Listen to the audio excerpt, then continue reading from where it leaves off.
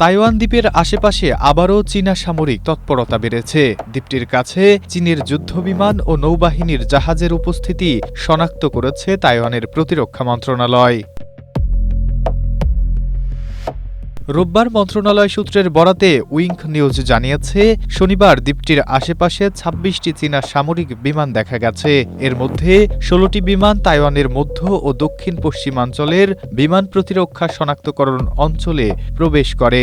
একই সময়ে দ্বীপটির আশেপাশে চীনের ৭টি নৌবাহিনীর জাহাজও শনাক্ত করা হয়েছে। গত ২ সপ্তাহ ধরে চীনা সামরিক বিমানের কার্যক্রমে ওঠানামা লক্ষ্য করা গেছে। এতে বিশ্লেষকদের মধ্যে নানা আলোচনাও শুরু হয়েছে। স্ট্রবেরি সুপার ডটেড ও ক্লাসিক ভ্যারিয়েন্টে সেন্সেশন জাগুক শিহরণ। তাইওয়ানের তথ্য অনুযায়ী ২৭ ফেব্রুয়ারি থেকে ৫ মার্চ পর্যন্ত এক সপ্তাহে চীনের কোনো সামরিক বিমান তাইওয়ান প্রণালীর মধ্যরেখা অতিক্রম করেনি। ৬ মার্চ দুটি বিমান শনাক্ত হওয়ার পর পরবর্তী ৪ দিন কোনো বিমান দেখা যায়নি। পরে বুধবার থেকে শুক্রবারের মধ্যে সীমিত সংখ্যক বিমান আবার উড্ডয়ন শুরু করে।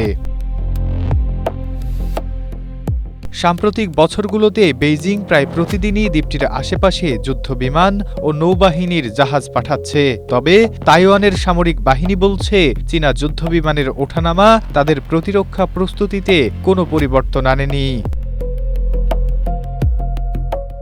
Nasimuddin, Asia post.